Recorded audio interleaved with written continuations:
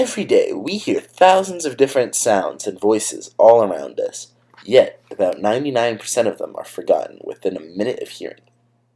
However, there is a fine line between hearing and listening. Simply hearing something will not help you remember it in the long run.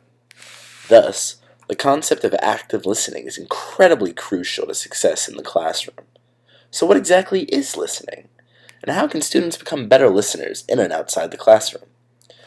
Active listening is not achieved simply through the effort of the learner, but rather a collaborative effort between teacher and student.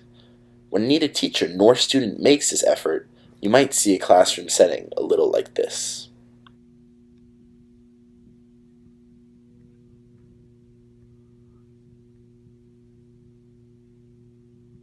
Indeed, many struggling students tend to repeatedly ask themselves questions such as, "Oh, why does it even matter? Who cares if I know how to do this or not?"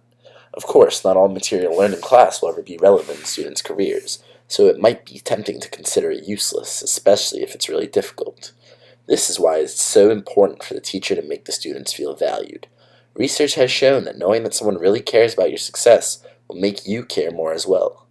Thus, if you're a student and you don't feel as engaged in the classroom as you feel you should be, maybe go and talk to your teacher after class. Professor, I'm really sorry to bother, but could I possibly talk to you about my grade?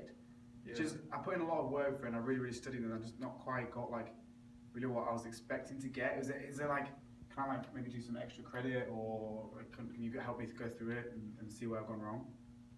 Yeah, my office hours are at 3 o'clock on Tuesdays, so Okay, sweet. I'll come through there. Thank you. yeah. A strong teacher-student relationship is also important because it helps put the student at the focal point of the lesson.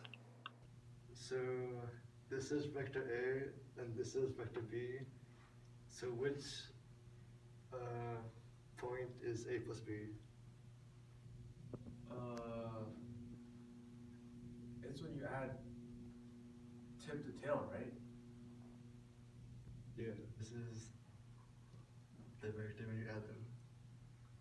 So is that like the sum of those two vectors? Yeah. Because of his relationship with the teacher, the student did not hesitate to ask questions and became increasingly confident as the session went on. Wow, I feel so much more confident in my ability to learn now. Pull the muscle. Now, what can you do on your own as a student to promote active listening on your own behalf? One of the more obvious, but definitely most helpful ways to do so is to eliminate all unnecessary distractions. Students cannot be fully engaged in a lecture while also checking out last night's basketball highlights and making dinner plans all at the same time. After myself, time to that.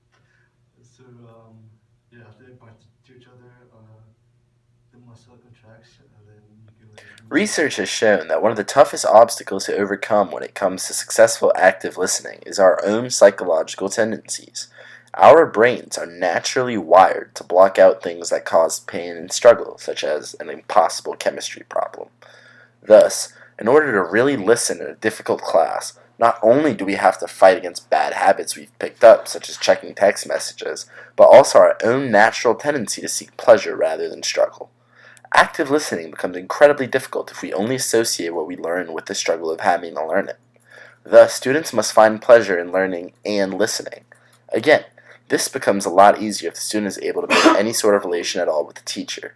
Otherwise, try to think of all the most pleasurable aspects of learning, like why you chose to study in the first place, instances of great success for you while learning, what you hope to accomplish through your studies, etc. Active listening is absolutely necessary to succeed in the classroom. After all, active listening is a lot closer to learning than it is to hearing. In order to be a successful listener, one should seek to develop some sort of relation with the speaker, focus on the more pleasurable aspects of learning, and concentrate on eliminating all distractions. These are some accomplishable steps that will go on to make a huge difference in your experiences in the classroom. Thank you for listening.